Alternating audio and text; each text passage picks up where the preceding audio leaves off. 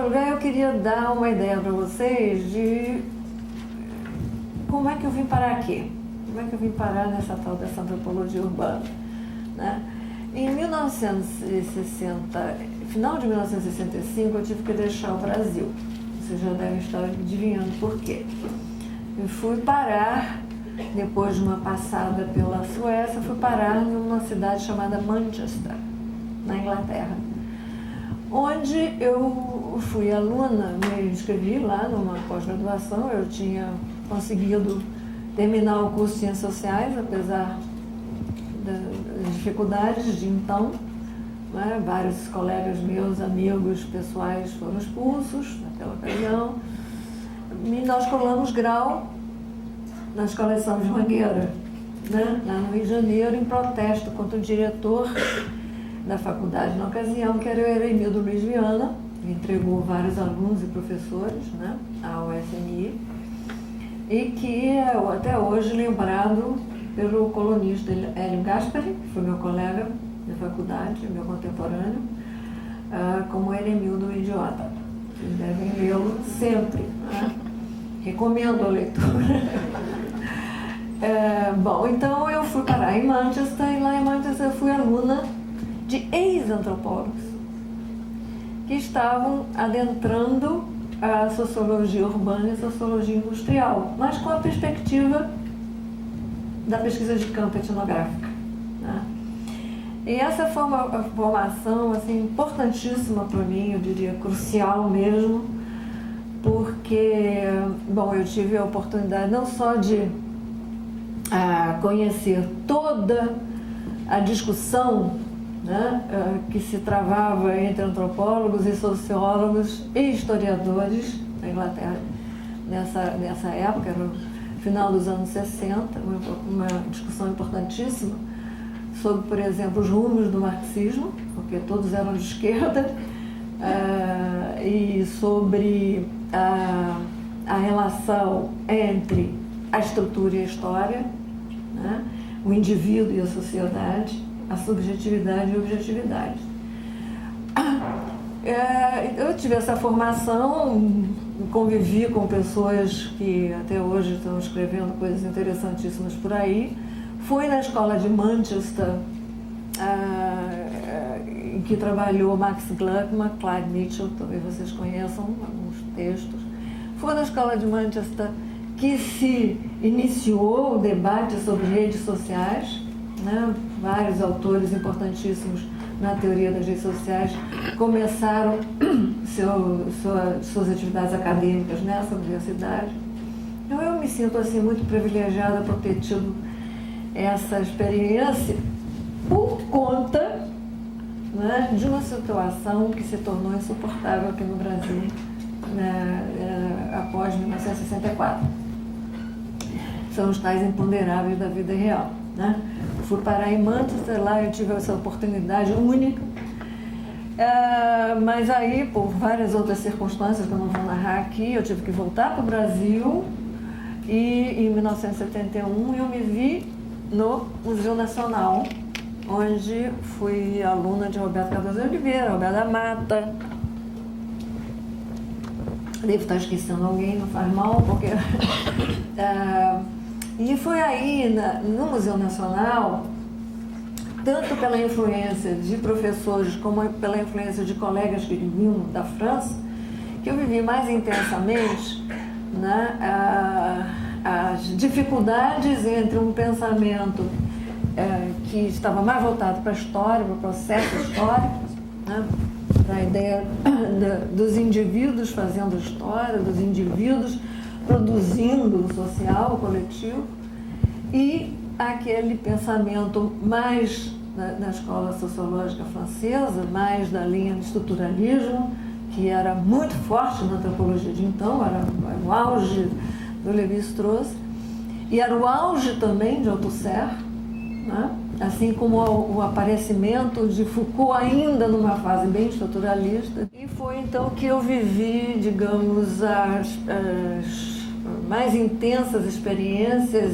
e necessidade de reflexão a respeito, digamos, da estrutura do simbólico, da linguagem, etc., para finalmente terminar na USP, onde eu pude juntar essas duas coisas,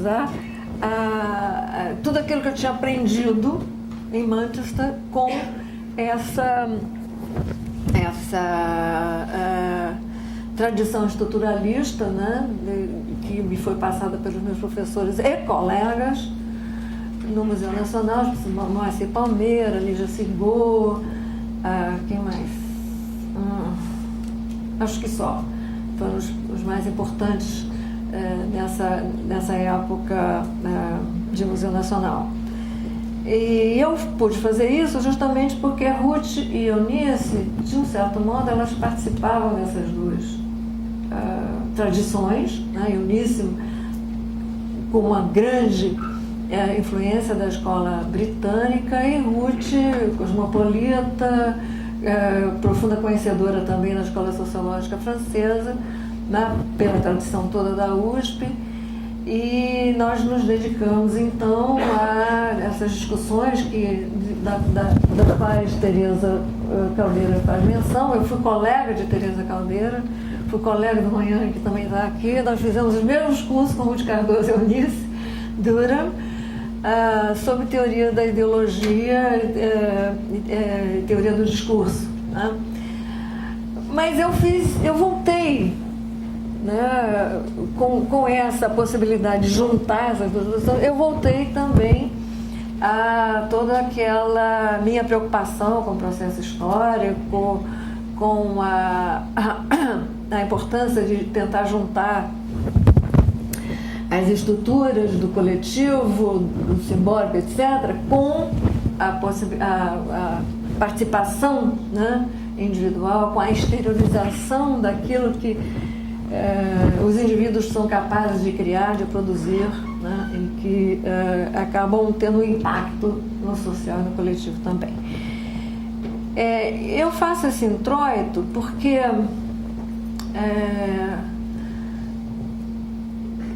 isso marca qualquer texto meu, né? Qualquer texto meu a gente vai ver sempre, a gente vai se deparar sempre com essa tentativa que eu faço o tempo todo de ceder, né, às imposições, né, desses dois deuses, né, dessas duas forças, né, que nos fazem pensar sobre aquilo que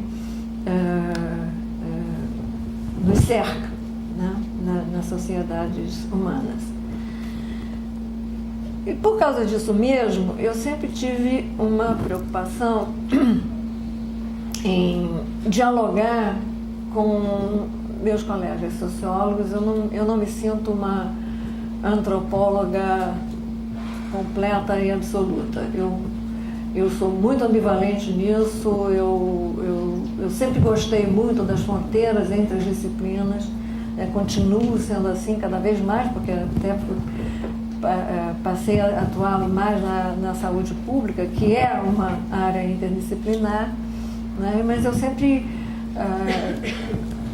dialoguei muito, né? Convivi muito com meus colegas sociólogos e cientistas políticos, né? Acho que Ruth e Eunice também fizeram isso, mas elas se sentiam residentes, né, na ciência política. Eu não me sentia residente, eu me sentia parte da sociologia, parte da ciência política. De modo que também isso facilitou um pouco a postura que eu sempre adotei, né, nos estudos da cidade, porque eu vinha justamente de uma universidade em que os estudos urbanos eram muito levados a sério. Eu estudei toda a escola de Chicago e Manchester, estudei também toda a escola de Manchester e Manchester. Então, eu começaria dizendo para vocês que, em primeiro lugar, para mim, é impossível praticar o relativismo radical nos estudos urbanos. Não tem sentido ficar procurando culturas, né, com seus valores e regras próprios, né, que seriam incomensuráveis, intraduzíveis. Os termos são muito usados. Isso, de um certo modo, vai me orientar bastante, né, nessa minha entrada, também por um imponderável, porque eu fui fazer a minha pesquisa de doutorado em Cidade de Deus, em 1980, em janeiro de 1980, preocupada em discutir as ideias sobre a cultura da pobreza, que nessa época, na antropologia que se estudava no Brasil, eram teorias bastante discutidas, assim como a teoria da marginalidade, e também preocupada em saber se, afinal, existe alguma coisa próxima à classe social entre as chamadas classes populares, né, em que há não somente operários industriais, mas toda uma categoria de trabalhadores, especialmente daqueles trabalhadores informais, né, que sempre predominaram nessas classes populares do Rio de Janeiro. É possível falar nisso? Então, foi com essa preocupação que eu fui para a Cidade de Deus. E chegando lá, eu me deparei com algo com o qual eu sempre me senti muito identificada, porque eu sou carioca e sempre participei muito dessa cultura da festa na cidade, né? Eu estou falando especificamente do samba e do carnaval. Eu me deparei lá com a formação de um bloco de carnaval que foi fundado por aquelas pessoas que moravam ali na vizinhança, onde tinha acabado de morrer o Manuel Galinha, que é o personagem principal do filme Cidade de Deus. Não é um personagem principal do livro do Paulinho, mas é o personagem principal do filme. Né? E isso me enganchou. Eu digo, é isso que eu quero estudar, eu vou ficar por aqui. Mas ainda com a preocupação de focalizar o bloco, para ver como é que eles estavam se organizando enquanto vizinhança, quais eram as identidades que eram acionadas ali, né? Qual era a rede de relações que era montada, etc, etc. Que relações eles teriam com as instituições, com o espaço público, com os políticos. Só que entre essas organizações, além do bloco, estava a quadrilha de traficantes que tinha justamente movido a guerra contra a quadrilha do Zé Pequeno, que ficava lá nos apartamentos. E foi por esse imponderável que, de repente, eu fui tratada como uma especialista em violência sem selo. Eu não era especialista, eu tinha registrado, por acaso, né, a primeira guerra de traficantes no Rio de Janeiro e o impacto dessa primeira guerra de traficantes no Rio de Janeiro sobre os moradores, que eram trabalhadores, né, e que vinham com muita ambivalência todo esse processo de transformação naquilo com os quais eles sempre conviveram, que era a existência de transgressores, daqueles que não queriam nada com o mundo do trabalho, que tentavam outras formas, né, de sobreviver. Mas houve uma transformação muito grande durante o regime militar e também como consequência da guerra às drogas, né, implantada pelo governo Reagan. E essa transformação foi justamente aquilo que lá pelas tantas aparece na fala da Teresa Caldeira, né, que é o gosto por andar armado. Uma coisa que antes não era tão... Claro que havia gente que andava armada, mas não era tão expandido. E principalmente não era tão focado na arma de fogo, no revólver, no 38ão, e posteriormente na submetralhadora, etc, etc. Tem aí um processo, né, de armamento. Eu resolvi voltar. Mas já que eu não sou uma especialista e me tratam como tal, eu tenho que estudar esse negócio, aprender o que é isso, o que as pessoas estão se envolvendo dessa maneira. Eu voltei a fazer a segunda pesquisa, foi quando eu engajei o Paulo Lins e mais alguns outros estudantes que moravam em Cidade de Deus, no projeto de pesquisa, para estudar, aí sim, a rapaziada do movimento. Vocês sabem o que quer dizer isso, né? Movimento. Aqui se usa esse termo? Narcotráfico. Isso.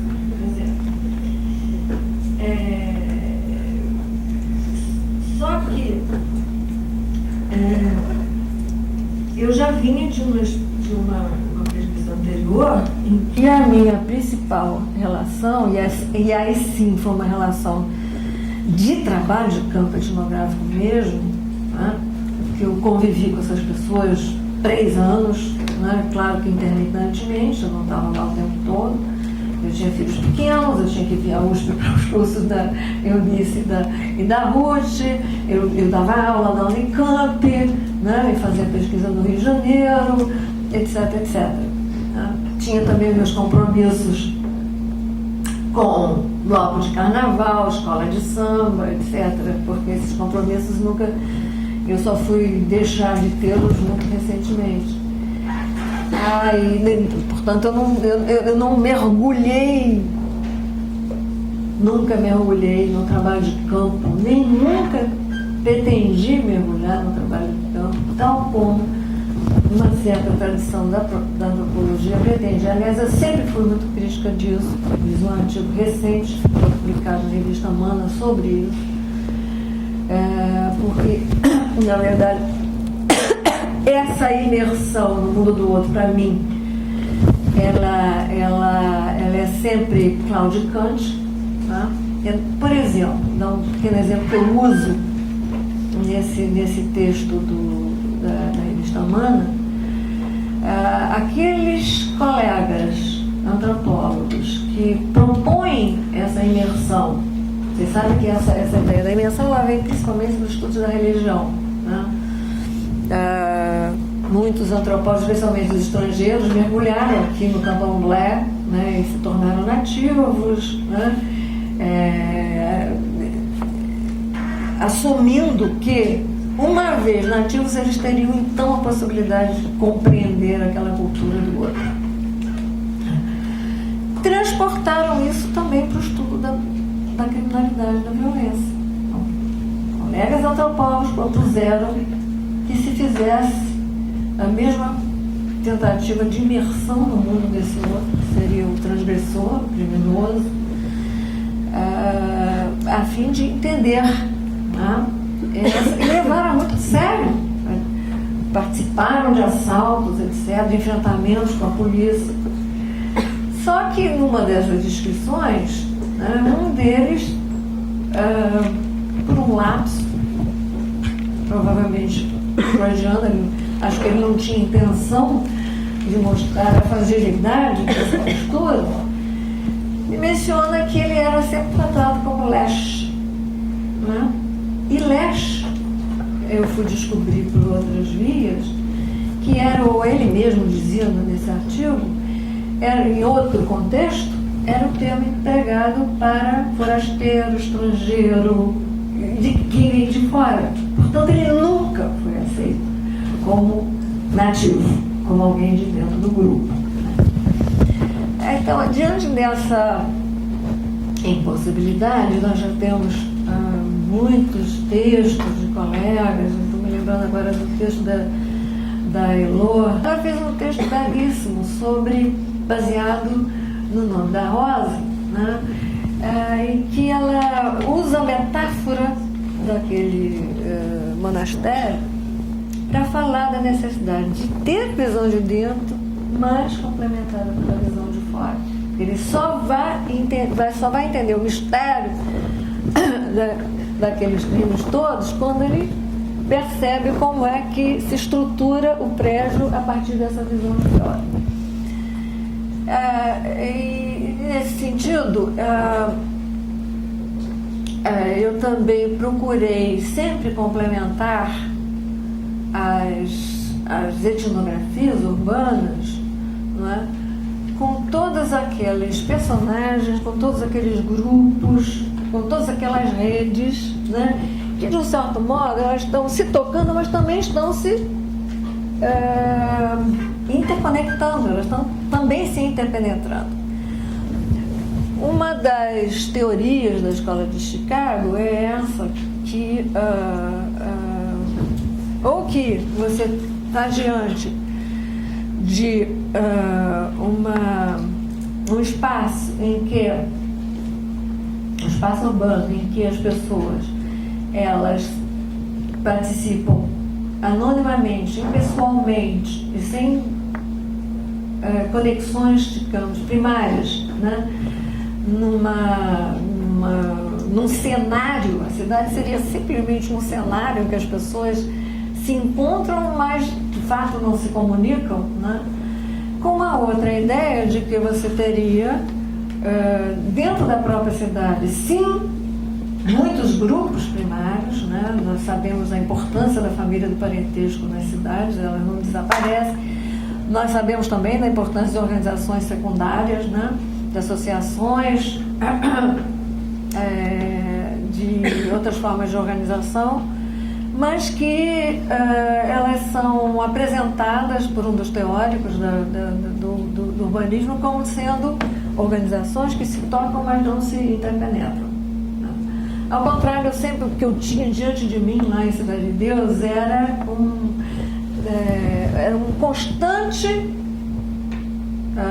contato, né? Um constante diálogo com conflito, com ambivalência, às vezes com evitação, às vezes não, às vezes com uma tentativa de dar uma ideia, fazer a pessoa mudar a sua trajetória, etc., entre redes cujos valores, cujos significados partilhados eram muito diferenciados entre si, né? Especificamente os bandidos e os trabalhadores, aqueles que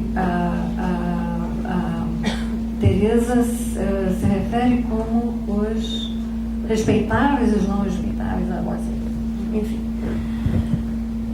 Mas o que eu via era um constante diálogo entre eles, uma constante interação, tá? Além disso, além dessa possibilidade de múltiplos arranjos e conexões, né, em cada rede, dos entrelaçamentos entre elas, porque os traficantes, eles tinham parentes, eles tinham convivido com pessoas desde criança, né? Então eles participavam, sim, intensamente da vida na quadrilha, até eles, digamos assim, eles se refugiavam e ali eles estavam como que encapsulados, né? A quadrilha é um grupo bastante fechado, que exige muita lealdade, né? E impõe essa lealdade de uma forma extremamente violenta, porque se você trai, você é imediatamente executado, mas ao mesmo tempo é impossível um isolamento da quadrilha enquanto um grupo social autônomo, né? Por causa dessas outras relações. E isso quer dizer que muito pode ser feito, né, para, digamos, amenizar os efeitos que eu considero perversos, né, dessa formação, desse agrupamento de uma quadrilha que exige tanta lealdade, né, tanto uso da violência, e não é o uso da violência como simples manifestação de ódio de classe, não, ou de conflito de classe, de jeito nenhum. A principal manifestação de ódio era contra a quadrilha de outros jovens iguaizinhos a eles, na cor, na origem social, né? na idade, né? Jovens também como eles, e eles eram tratados como, desculpem, eu sei que vocês descendem dos alemães, mas o termo lá no Rio de Janeiro para inimigo é alemão, até hoje. Deve ser influência dos filmes da Segunda Guerra Mundial, né? Mas é esse o termo que eles usam, né? O alemão não é o playboy da Zona Sul, não é o garoto da classe média da Zona Sul, não é o branco que vive ali por perto, enfim, que tem um nível de vida melhor.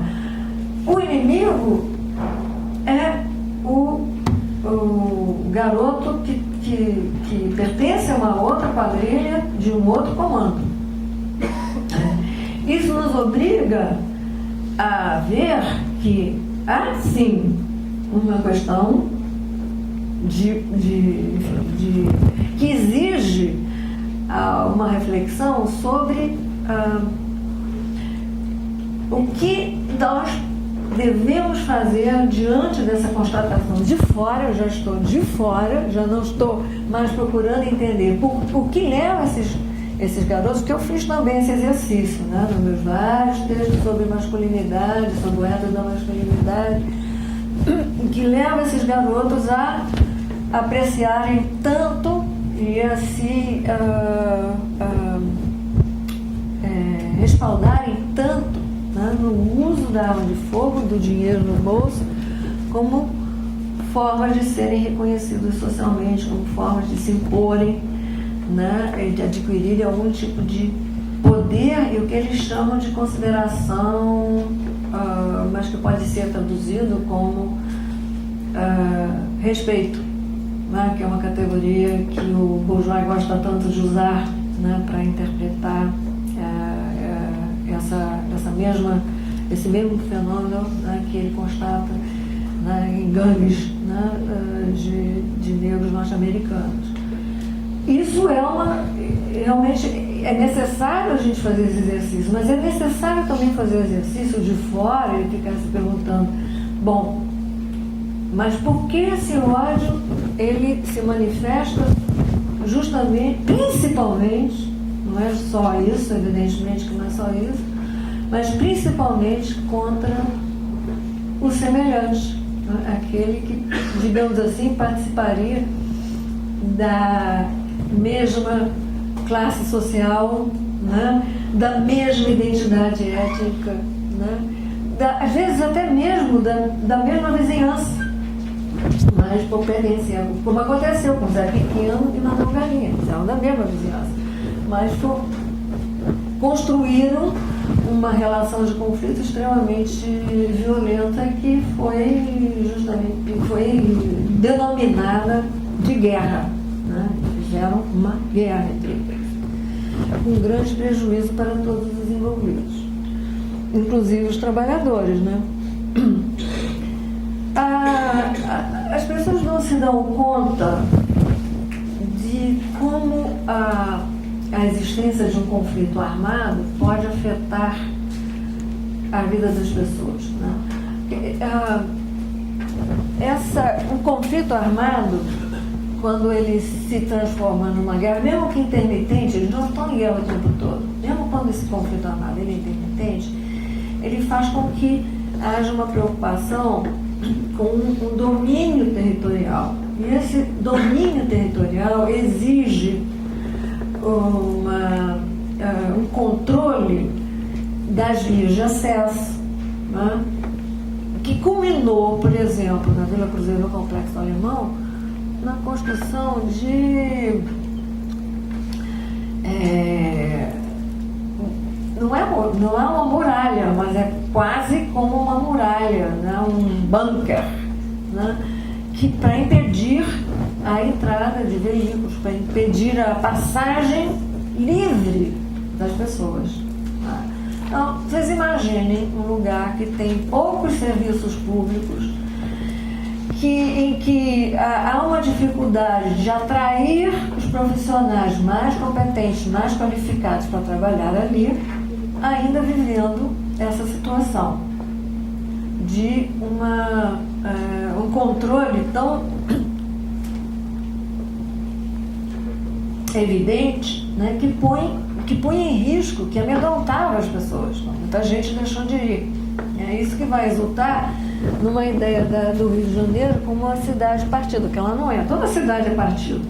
Não é o Rio de Janeiro que é partido. Toda cidade é partido, e são muitas as fraturas.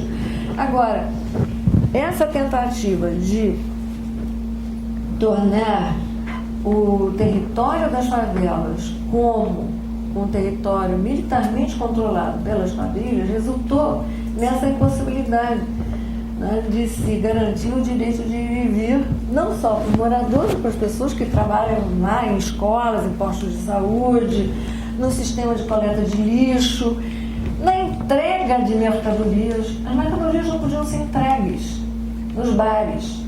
As pessoas tinham que carregar material de construção nas costas, porque os veículos não iam até suas casas, etc, etc. Né? Não é só o barulho do tiro que incomoda muito, que assusta, que obrigava as pessoas a se esconderem debaixo da cama. Né? Então eu fico muito preocupada quando se trata isso simplesmente a cultura que aprecia a arma e põe a arma de fogo no bolso. Não! As consequências, elas vão se desdobrando.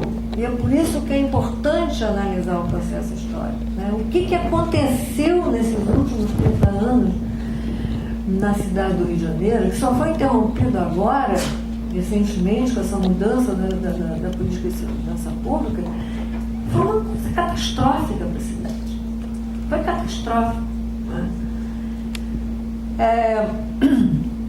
As associações vicinais, elas passaram a ser objeto dessa preocupação do controle, né, territorial, e os dirigentes dessas associações passaram a ser prepostos dos traficantes ou dos milicianos. Eu nunca estudei muito, eu só estudei uma favela com milícia, mas foi a favela em que primeiro surgiu a milícia, ainda na década de 70, uma favela só de migrantes nordestinos, Rio das Pedras, que tinha características muito diferentes, porque justamente Rio das Pedras estava muito perto de Cidade de Deus, onde você travava já essa guerra de quadrilhas, né, de traficantes há muito tempo. E justamente nessa época da guerra de quadrilhas, eles então embarcam na canoa também furada, né, de apoiar uma milícia que na verdade nada mais é do que um grupo de extermínio, porque impedia a entrada de traficantes e assaltantes nessa favela.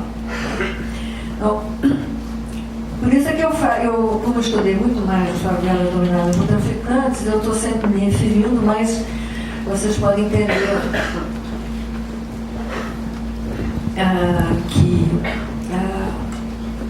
há um outro problema que é, digamos, um problema decorrente da existência desse controle militar que os traficantes procuravam na cidade, né, que vai afetar uma outra parte das favelas, né, uma parte bastante que vai aumentando cada vez mais até chegar a superar. Em 2008, né, as milícias superavam as favelas dominadas pelo Comando Vermelho. Não superavam todas as favelas dominadas por traficantes, mas superavam as favelas dominadas pelo Comando Vermelho. Então, um problema também que foi se agravando muito e que está sendo enfrentado com muita coragem pelo conterrâneo de vocês, né? Pelo Beltrame, que hoje é festejadíssimo. Esse carnaval foi uma coisa impressionante, foi o carnaval que todos estão falando da reconquista do espaço, porque as pessoas tinham medo de entrar nas favelas. Eu contei para vocês no início, de propósito, a minha turma da faculdade, que era de pessoas de classe média alta, a maior parte moradora da zona sul da cidade, fez questão de colar grau na escola de samba de Mangueira que nós frequentávamos. Nós frequentávamos Icartó, Mangueira, Portela, etc. Né? Isso fazia parte da nossa socialização enquanto moradores da cidade do Rio. Depois de meus filhos não tiveram essa experiência. Né? E meus netos seguramente, eu já tenho 3 netinhos, seguramente não terão. Né? Aliás, a minha agenda, no parênteses, a minha agenda ocupada é por causa dos 3 netinhos. Eu não sou assim tão importante profissionalmente. É porque eu tenho 3 netinhos que eu ajudo a criar. Um deles descendente de japoneses, bisnetos de japoneses.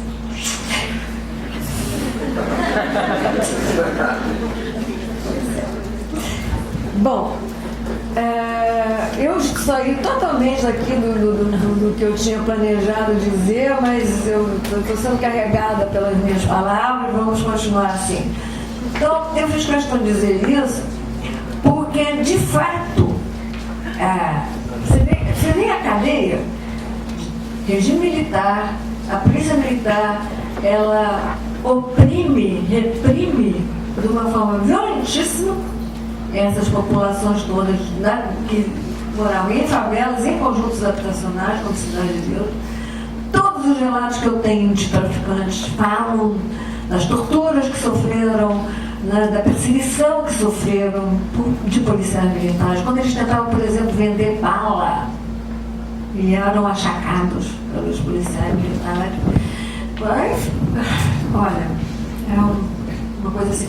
Então você tem isso. Você tem ao mesmo tempo a guerra às drogas, que faz com que a comercialização de substâncias, que era algo que sempre existiu, pelo menos no Rio de Janeiro, e eu duvido que não existisse também por aqui, né? Mas que era mais ou menos aceito, não era objeto de uma repressão tão focalizada como foi a partir do final da década de 70, né? Que faz com que os traficantes passem a andar armados para se proteger da polícia, também porque a cocaína é introduzida. A cocaína ela se dissemina, né? Porque ela passa a ser produzida de uma forma muito mais econômica, muito mais lucrativa. Os colombianos, através de uma inovação tecnológica, eles passam a produzir com muito mais facilidade a cocaína, e ela tende a se expandir. O Brasil é uma rota, porque a guerra às drogas impede que as rotas usuais continuem a funcionar como funcionavam, né? Colômbia, América Central, México, etc. Então, parte da rota vem para o Brasil. Aqui começa a sobrar cocaína por causa da corrupção policial, porque a repressão é sempre acompanhada pela corrupção. Elas andam, são dessas coisas que se interconectam, se interpenetram. E, finalmente, a existência de tantas extensões, né, de moradias irregulares, sem nenhum registro oficial, né, que facilita muito a imposição de uma atitude repressiva sobre o morador, tanto da parte do policial corrupto e violento, quanto da parte do traficante. Os traficantes passam a expulsar das suas casas quem os incomoda, quem ousa criticá-los, quem ousa dizer: não venham andar armados na frente dos meus filhos, não mexam com as minhas filhas, não quero que vocês vendam drogas aqui na frente da minha casa. Esses são imediatamente expulsos quando não são mortos, né? Então, é óbvio que essa conjunção fez com que houvesse uma separação, né? E de fato, um isolamento. Esse isolamento nunca é completo. Em se tratando de seres humanos, você sempre tem mediadores, você sempre tem pessoas que moram na favela, mas trabalham em casas de família, em empresas, em órgãos públicos, etc., onde vão à praia, continua a frequentar um pouco a escola de samba, etc., onde as classes sociais, as pessoas de diferentes partes da cidade se encontram. Isso é uma característica das cidades, eu creio que não apenas do Rio de Janeiro, mas ela é certamente muito forte no Rio de Janeiro, né? Mas que ficou, digamos assim, mais longe do que ela está voltando a ser de novo, porque as pessoas estão de novo indo para as escolas de samba, muito mais do que 10, 15 anos atrás. Elas estão de novo frequentando o que nós fazíamos na época da faculdade, as biroscas da favela, os pequenos restaurantes da favela. Vocês sabiam que se come muito bem na favela? Pois é, são coisas que estão sendo recuperadas. Rodas de samba que tinham acabado estão voltando a acontecer, né? Nesse sentido, tudo isso eu estou falando para vocês porque eu estou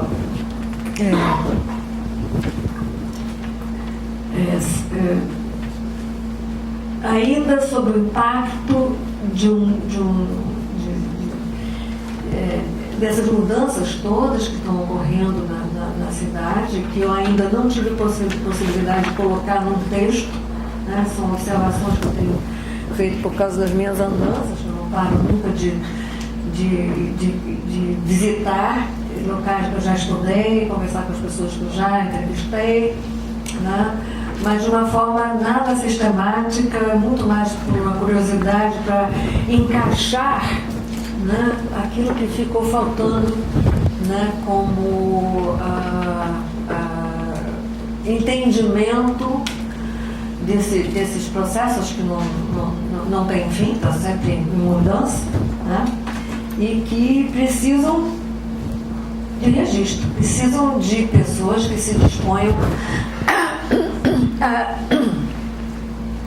conhecer melhor como cada um está reagindo, está se posicionando em relação a todas essas mudanças, como cada grupo, cada pessoa, cada instituição, cada organização está se posicionando diante de tudo isso. E de modo que ainda há muito o que fazer, né? Ainda há muito o que pesquisar, e eu me preocupo muito, né, com essa responsabilidade, muitas vezes eu me aposto, de uma pessoa que já entendeu tudo, né? Eu ainda estou tentando, né, ainda estou procurando conhecer melhor aquilo que está acontecendo por lá. Bom,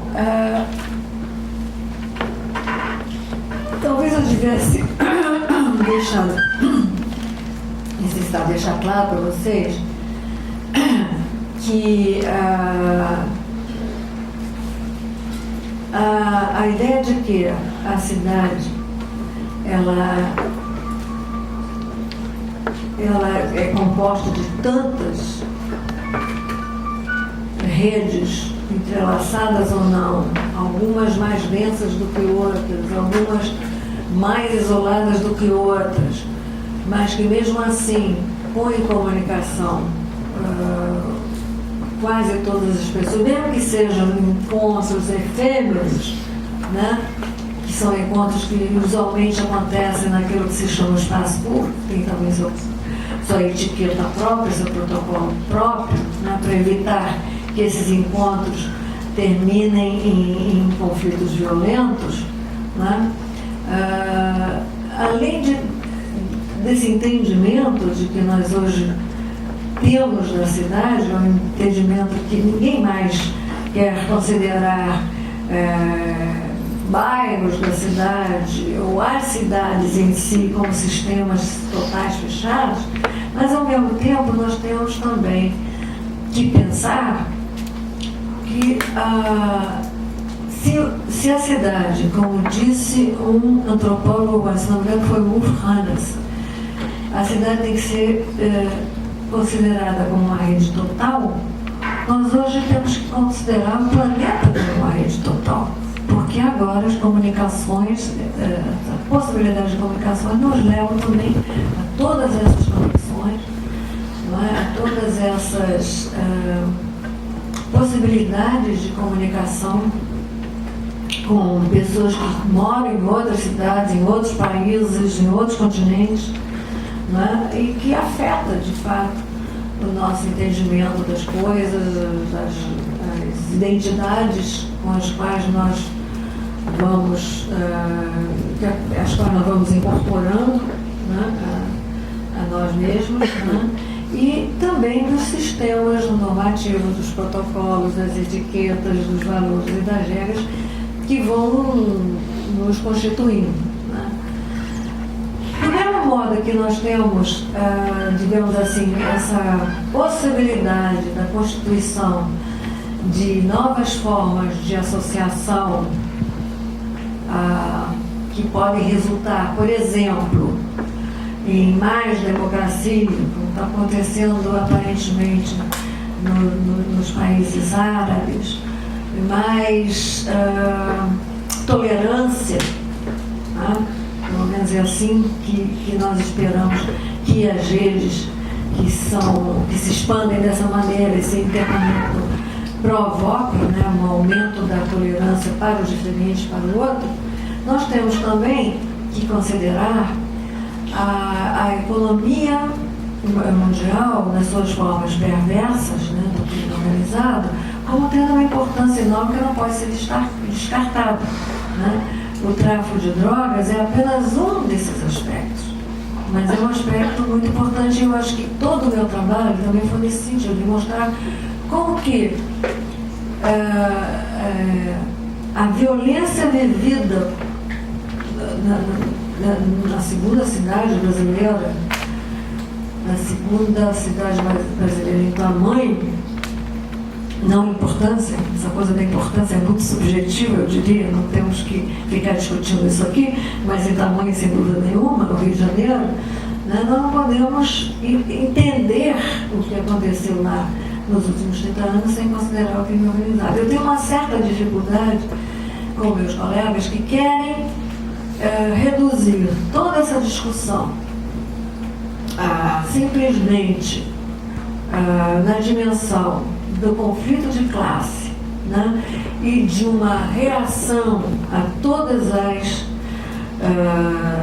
restrições, né, que a pobreza e a própria injustiça, a desigualdade impõe às pessoas que moram nos locais menos privilegiados da cidade, né, sem entender, né, que a possibilidade oferecida pela logística do crime organizado, que possibilitou a formação dessa outra organização, né, em locais como Cidadanias e Favelas do Rio de Janeiro, que é a quadrilha e o comando dos traficantes, né, não vai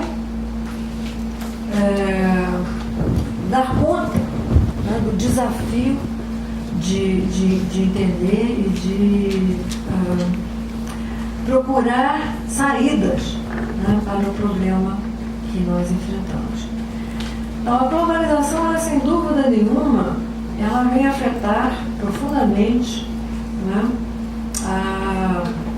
aquilo que está acontecendo nessa. Eu não estou querendo dizer com isso que nós não devemos considerar aquilo que é mais específico, é mais microsociológico, né, em cada vizinhança e cada bairro. Eu mesma fiz um mapeamento da cidade do Rio de Janeiro mostrando como que a maior parte do problema está localizado nos subúrbios, na área de planejamento 3 da cidade, que é uma área em que se concentram 50% das favelas do Rio de Janeiro, e onde estão as favelas mais violentas, Complexo Alemão, Vila Cruzeiro, Maré, Jacarezinho, todos esses nomes de favelas que vocês leem nos jornais e me ouvem falar na televisão de vez em quando, assim como vários colegas meus.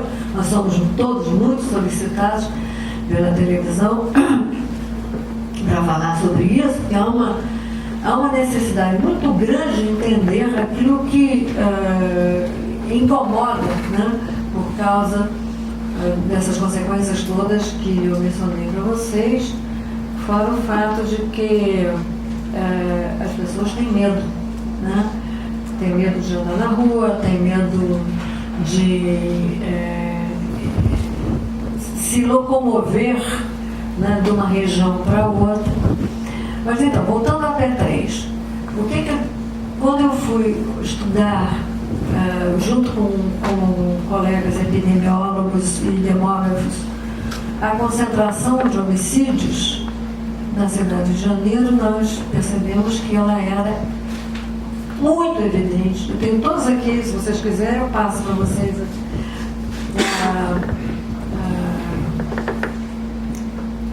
os slides, né, de uma apresentação PowerPoint que eu preparei, mas que eu não estou usando, mostrando como é que esses homicídios estão concentrados nessa área da cidade. Só que essa área da cidade, além de ter sido uma área muito abandonada pelo poder público, pouco policiamento, pouco serviço de saúde, escolas públicas de pior qualidade, Porque tudo isso foi também um processo por causa do medo que profissionais bons tinham de ir para esses locais.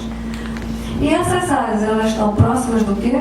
Do Porto do Rio de Janeiro, do aeroporto principal do Rio de Janeiro, que é o Galeão, né?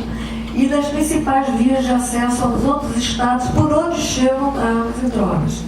E chegam, e eu escutei isso dos ex-traficantes que entrevistei, e que são negociados, são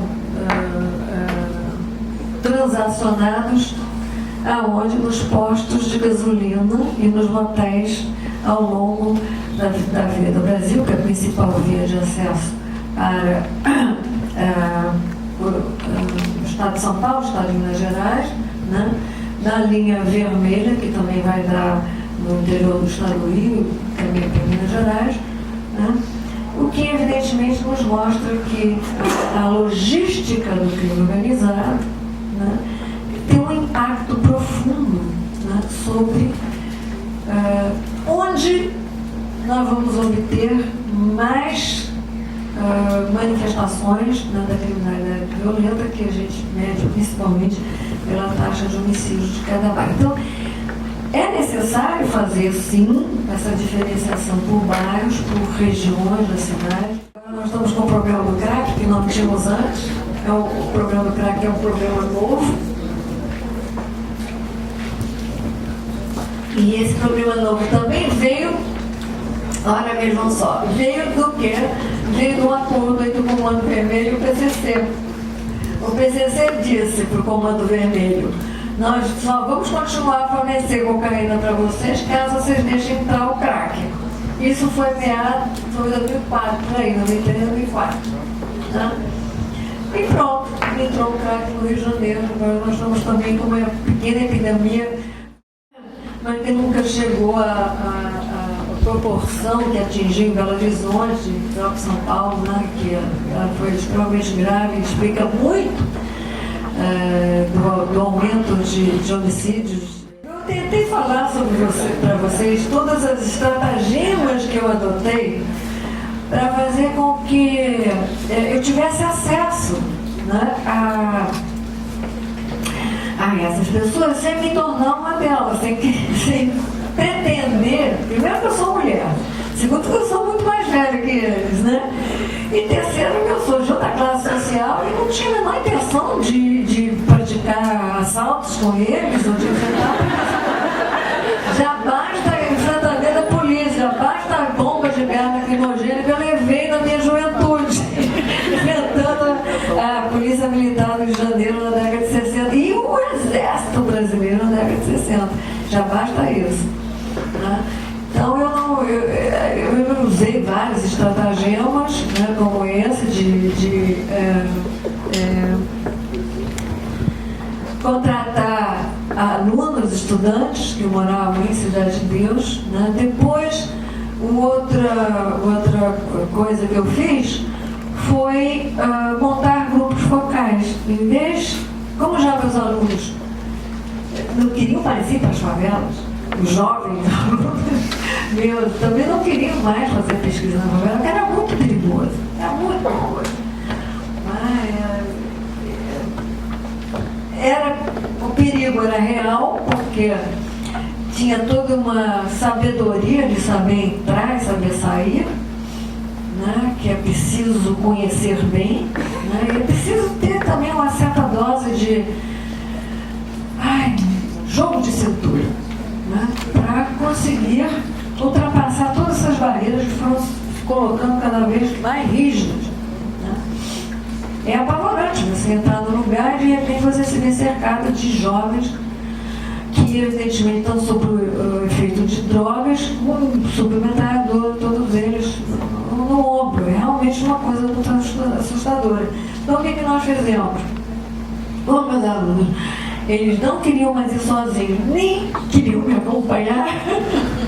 Então, nós montamos grupos focais na UERJ. Nós chamávamos, através desses contatos que eu mantive, né, nós chamávamos pessoas para irem à UERJ discutir os problemas das suas respectivas vizinhanças, né, que agora são chamadas de comunidade, não se pode mais falar em favela. tem que se falar em comunidade, mas elas estão muito longe de ser comunidade, porque elas são divididas do ponto de vista étnico, religioso, até de classe social. Você tem pessoas de classe média vivendo em favela. Então, você olhar aí as casas que são construídas atualmente na favela, vocês percebem isso. Né? Então, há uma diferenciação social muito grande dentro da favela. E há conflitos religiosos importantíssimos dentro das favelas. Então, nós chamávamos as pessoas para discutir vários problemas. Eu aprendi muito justamente com os grupos de ex-traficantes, né, que nós montamos, e aí já eram egressos do sistema prisional. Aquele pessoal que passou pela prisão estava mais velho, já não tinha mais a estamina, a disposição, como eles dizem, né, para colocar a arma na cintura e enfrentando todos os perigos, né, e as dificuldades, né, das lidas do tráfico, porque não é um trabalho absolutamente fácil, né, embora eu tenha usado muito o termo que eles usam, né, do dinheiro fácil, que entra muito dinheiro, mas longe de mim a ideia de dizer que a atividade, eu não vou chamar de trabalho, porque isso vai dar uma discussão enorme. A atividade que eles exercem, sem dúvida nenhuma, é uma atividade extremamente difícil e arriscada, né? Estão arriscando a vida deles diariamente, né? Cada hora, cada momento, né? E a ideia que eles passam é justamente essa, que quando você entra numa quadrilha, você arruma um monte de inimigos, você tem que estar sempre vigiando, né, quem está em volta de você, com quem você conversa, o que estão dizendo, etc. Então, é uma paranoia generalizada. E evidentemente que a própria ideia de que há uma paranoia generalizada, que a desconfiança é a marca fundamental, apesar da exigência da lealdade e a necessidade de haver uma confiança muito grande, porque é quase como se fosse uma sociedade secreta, mas não é uma sociedade secreta porque eles não conseguem delimitar, encapsular, né, as pessoas que fazem parte disso. Eles não conseguem essa lealdade. Há muitos conflitos internos na quadrilha, né, que fazem com que essa taxa de homicídio seja tão grande, né? E é por isso que muitos colegas se recusam a falar de crime organizado, né? Só que é organizado porque as armas e as drogas chegam lá, não param nunca de chegar. Então, mesmo que a quadrilha, que as quadrilhas que existem nas favelas, elas estejam entre o organizado e o desorganizado, às vezes mais organizado, às vezes mais em processo de segregação, né? O crime organizado ele está muito bem estruturado no país, né? Tanto é que as drogas e as armas chegam em qualquer lugar do nosso território. Bom, então é isso, a gente vive procurando entradas, né, para assim, ter algum conhecimento daquilo que se passa na subjetividade daquelas pessoas, mas de jeito nenhum nós nunca pretendemos entrar dentro da cabeça desse mundo, que é um processo impossível. É impossível você se transformar no outro, é impossível, né? A alteridade ela está sempre presente e ela tem que ser festejada como algo que é o que nos faz. Por exemplo, eu sempre me apresentava como muito tempo atrás, como uma mediadora de mundos diversos, né? Como se um certo conhecimento dessa maneira de pensar dos jovens traficantes fizesse com que eu pudesse fazer uma mediação entre eles e os trabalhadores, entre eles e os policiais, entre eles e sei lá mais o que, e a mídia nacional, não é? O que não quer dizer que eu esteja passando a mão na cabeça e tratando-os como vítimas, né? porque eles são vítimas também deles mesmos, dessas opções todas que eles fizeram por tentar obter respeito, consideração, poder. Eles estão muito interessados no poder pelo uso da arma de fogo, apesar de eles terem suas próprias regras para esse uso, mas é um uso, digamos assim, com muito mais liberdade do que seria esperado numa sociedade urbana com tanta diversidade, né, com tantos interesses que são diferentes dos interesses deles, né? E essa dificuldade que eles têm de aceitar os direitos dos demais, né, que também me chamou muita atenção, né, e isso implica também um certo cuidado, uma certa cautela, né, no trato, porque eles não estão interessados em saber como nós pensamos, né, como os trabalhadores pensam, o que eles querem que seja a vizinhança na qual eles moram, etc. Então, é assim, propor-se a ser um interlocutor, um mediador, aquele que leva a notícia, ou a palavra, ou o discurso, como diria a Teresa Caldeira, daqueles que são os transgressores, os inconformistas, os segregados, os isolados, etc., das outras partes da cidade, sendo que, no meu entender, eles não estão interessados naquilo que as outras partes da cidade pensam a respeito deles ou querem naquela própria cidade, né?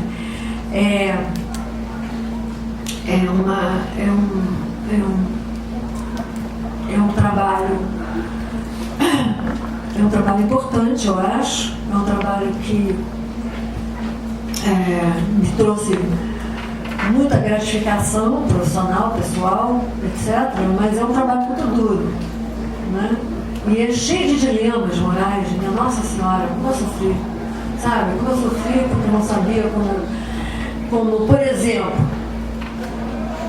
como me posicionar diante do único sobrevivente do primeiro conflito de traficantes do Rio de Janeiro, que foi procurar na UERJ. Eu tinha entrevistado na primeira pesquisa que eu fiz, aquela que eu realmente fiz um trabalho de campo etnográfico. Eu tinha entrevistado o Ailton e ele veio me procurar na UERJ depois que ele viu o filme e depois que ele leu o livro do Paulo Mendes, né, o filme sobre Cidade de Deus. E ele entrou na minha sala e me perguntou, eu vim aqui para saber por que a minha história está num livro e num filme e eu nunca dei permissão de ninguém contar a minha história. E aí? Aí eu respondi para ele assim, Ailton, eu fiquei muito triste, muito aborrecida, porque o filme não faz nenhuma menção à minha pesquisa, ao meu trabalho, nada. Mas agora que eu estou vendo você aqui, eu estou vendo graças a Deus. Aí ele riu, relaxou, descontraiu. Ele já deve ter matado ele confessou para mim entre 7 e 10 pessoas, mas sempre para ele não morrer. A justificativa sempre é essa, foi para não morrer. Ele descontraiu e nós podemos então conversar a respeito disso, né? Ele falou, eu acho que você tem toda a razão, você tem direitos, eu vou te ajudar no que eu posso, mas eu pessoalmente não posso resolver essa situação para você. Posso te indicar advogado que vão lutar pelos seus direitos na justiça, mas eu pessoalmente não tenho como resolver isso, porque o autor do livro Cidade de Deus é o Paulo Lins e o diretor do filme Cidade de Deus é o Fernando Meirelles. Ele conseguiu que a editora, a Companhia das Letras, lhe desse uma pequena indenização de R$5.000 e ele não conseguiu absolutamente nada do Fernando Meirelles, porque o Paulo Lins resolveu dizer, mentindo, que o Ailton Batata não era só de cenoura do livro dele, mas era. Eu tenho uma carta do Paulo Lins em que ele disse: agora eu vou começar a contar a história do Ailton Batata, né, que tem ele era vivo ainda, o nome foi trocado. Zé Pequeno e Manuel Galinha eram os nomes reais, né, desses participantes da guerra. Então vocês veem quantos dilemas morais. Aí eu tive que brigar com o Paulo Lins por causa disso. Né? Acabamos com uma relação que foi uma relação que durou 9 anos. Né? Várias pesquisas, eu incentivei, eu fui quem mais incentivou a escrever esse romance. Ele era poeta, não queria escrever um romance, eu incentivei. E ele até hoje, ele é muito grato, eu sei que ele é grato, ele sempre menciona isso, sempre fala que eu incentivei, né? Mas rompeu-se. As relações humanas, elas têm uma alma de cristal, né? Quando quebra, não tem como reconstituir, não tem jeito. Né? Isso foi o que aconteceu na minha relação com o Paulo Lins, lamentavelmente, mas também por esses imponderáveis, por essas coisas que acontecem. Como é que eu ia me posicionar enquanto um antropólogo que não pode prejudicar aqueles sobre os quais o seu estudo se debruçou? Como é que eu ia me posicionar diante do Ailton Batata se eu não ficasse do lado dele? Impossível, eu tinha que ficar do lado dele, até porque eu achava que ele estava com a razão, né? O que ele dizia era muito justo, era a história dele, eu sabia que era a história dele, né? Porque eu fui a primeira pessoa a registrar essa história no meu livro A Máquina Revolve. Isso é apenas uma dos muitos dilemas, né, que nós somos obrigados a enfrentar quando nos dedicamos a estudar essas áreas, que são áreas em que todas as contradições, todos os conflitos, né, todas as inconsistências, ambivalências, etc., da sociedade que a gente vive aparecem dessa forma excruciante, né, dramática, trágica mesmo, né? E eu me sentia responsável por esse lugar que eu passei a ocupar, de ser essa mediadora, de levar um discurso de pessoas que nunca são ouvidas, elas são sempre inquiridas, né, quando não são torturadas, né, no nosso sistema de justiça, ou então elas são objeto de um interesse um pouco voyeurístico de jornalista. Me desculpe ser jornalista aqui, mas é que o jornalista não tem a mesma formação que nós temos, né? Da ética profissional, do aprofundamento no estudo, né, do outro.